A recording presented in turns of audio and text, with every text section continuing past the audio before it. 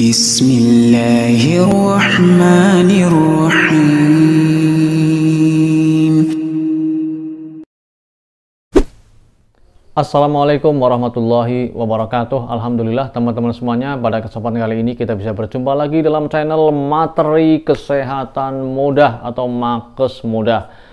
Teman-teman sekalian, di rumah kita pasti ada kecoa. Kecuali yang tidak ya, mungkin jarang sekali yang tidak. Tetapi hampir semua rumah itu ada kecoa, walaupun satu atau dua. Tapi ada juga yang kecoanya cukup banyak. Ya, khususnya rumah-rumah model kuno yang serba terbuka, yang dindingnya terbuat dari bambu, kemudian dapurnya di situ istilahnya pawonnya banyak menggunakan kayu bakar. Itu lebih banyak lagi kecoanya, bahkan sering bersembunyi di situ. Iya, kecoa sering sekali bersembunyi di tempat-tempat dapur, kemudian di tempat perabotan makanan, di bawah wastafel, juga di pemanas air ya, di daerah sekitar pemanas air, kemudian juga bersembunyi di kloset atau di tempat-tempat kotor yang di situ banyak makanan. Kecoa sangat suka berada di tempat-tempat tersebut. Bahkan kecoa berada di gudang-gudang yang lembab ataupun kadang kondisi hangat pun dia betah, yang cukup gelap begitu biasanya. Nah, memang sangat menjijikan kecoa itu ya, sangat menjijikan karena mereka berada di tempat yang kotor. Kemudian juga kecoa tersebut sangat berisiko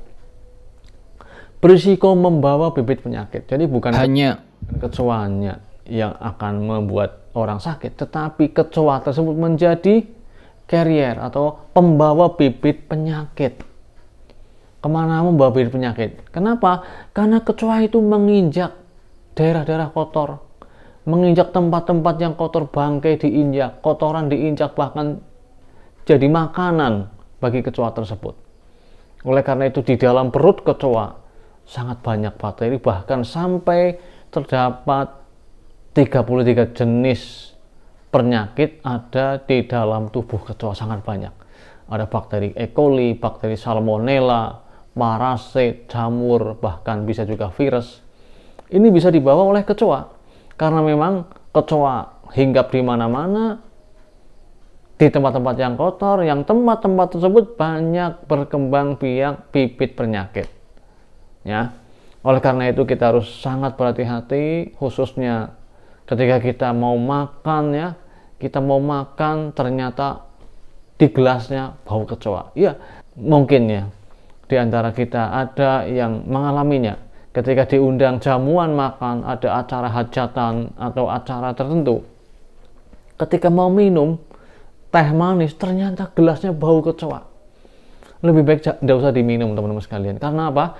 Karena sangat mungkin gelas yang tadi Anda mau minum itu sudah digunakan oleh kecoa untuk berpesta pora, untuk tidur di situ, kencing di situ, dan pemilik rumah, pemilik hajatan itu kurang memperhatikan kebersihan sehingga setelah dia buka dari kardus ya, tidak dicuci dulu, padahal sudah berbulan-bulan bahkan mungkin tahunan tidak pernah dibuka, dan di situ sangat mungkin menjadi tempat bersembunyi kecoa.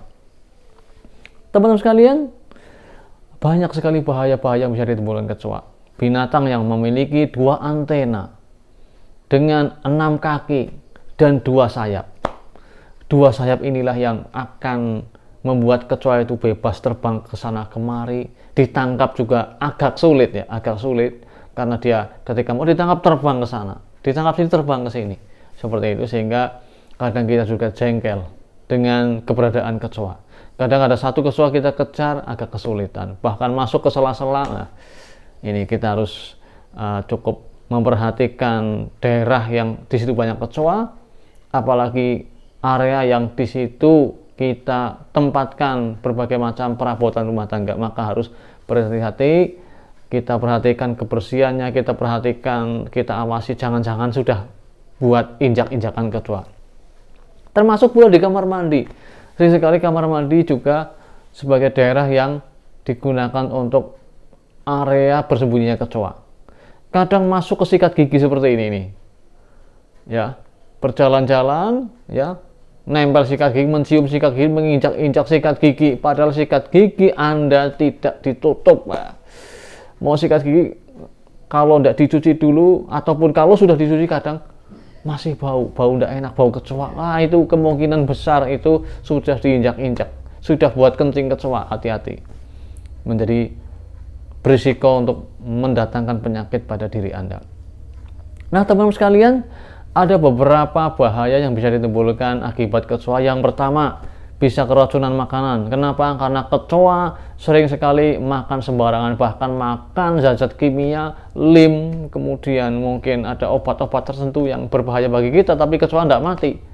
Kemudian kecoa tersebut masuk ke gelas, ke piring, kemudian digunakan oleh Anda atau siapapun, ya, na'udzubillah, tanpa dicuci, ya, mungkin beli di warung tanpa dicuci, kelihatan bersih tapi sebenarnya ada kencing kecoa, ada bakteri di situ, makan bisa keracunan. Akhirnya apa? Muntah-muntah. Termasuk pula kecoa bisa mendatangkan atau menjadi perantara terjadinya gangguan atau penyakit pencernaan seperti diare, tipes, ya, dan penyakit-penyakit pencernaan yang lain yang bisa diakibatkan oleh bibit penyakit yang dibawa oleh kecoa tersebut. Oleh karena itu, ketika makan, ketika minum, ada aroma kecoa, tidak usah dimakan, tidak usah diminum, ganti dengan makanan yang lain, atau diganti dengan menggunakan piring yang bersih, benar-benar kita cuci. Kalau di warung, kalau mau ditukar, ini kok bau kecoa, maaf, ini bau kecoa. Kalau dia komplain, udah, berarti ini memang pelayanannya buruk, jangan beli di situ lagi. Tapi kalau yang care, dia akan menukarkan, bahkan kadang ada rumah makan yang mungkin dia menginginkan pelayanan yang sempurna, dia katakan kalau piringnya bau, piringnya kotor, atau ada benda-benda asing di makanan, tukarkan gratis. Kadang ada yang seperti itu, ya. Tapi kalau sudah komplain ini bau kecoa kok malah dia marah-marah, ya ini memang pelayanannya jelek. Jadi tidak usah beli ke situ, bahkan mungkin keluarga kita usahakan jangan ke situ lagi. Karena apa? Berisiko. Ini kebersihannya kurang terjaga di rumah makan tersebut. Kemudian selanjutnya, kecoa bisa menimbulkan alergi. Alergi bagi orang yang terkena kencingnya, terkena mungkin bulunya juga, ada bulu-bulu kecil atau racun yang ada di situ. Ini juga sebagai alergen, faktor pencetus alergi. Kalau asma bisa timbul atau kambuh asmanya. Kalau kena mata, ya bisa bengkak matanya. Kalau kena daerah pipi atau kulit bisa terjadi dermatitis, gatal-gatal radang pada kulit seperti ini. Ya, kalau kena mata seperti ini.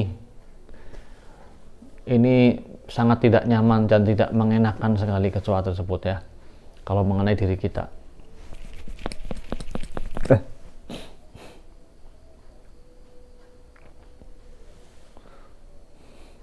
Kemudian teman-teman sekalian, kecoa juga bisa menimbulkan luka, khususnya luka gigit, ya.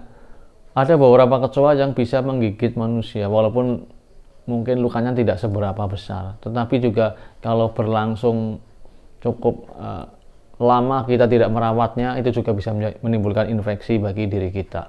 Oleh karena itu, ketika ada luka bekas gigitan kecoa, segera bersihkan, segera obati dengan sebaik-baiknya, ya, agar semua jenis-jenis penyakit yang di situ hilang, bersih, dan tidak berisiko terjadi infeksi. Kemudian teman-teman sekalian, kecoa juga bisa masuk ke dalam diri seseorang, ya. Ketika orang sedang tidur pulas, kecoa yang kecil-kecil bisa masuk ke hidung, masuk ke telinga, ya. Bahkan boleh jadi masuk ke mulut, ya, karena ada sebagian orang yang tidurnya mulutnya sambil terbuka begitu, bisa masuk mulut. Na'udzubillah min dzalik.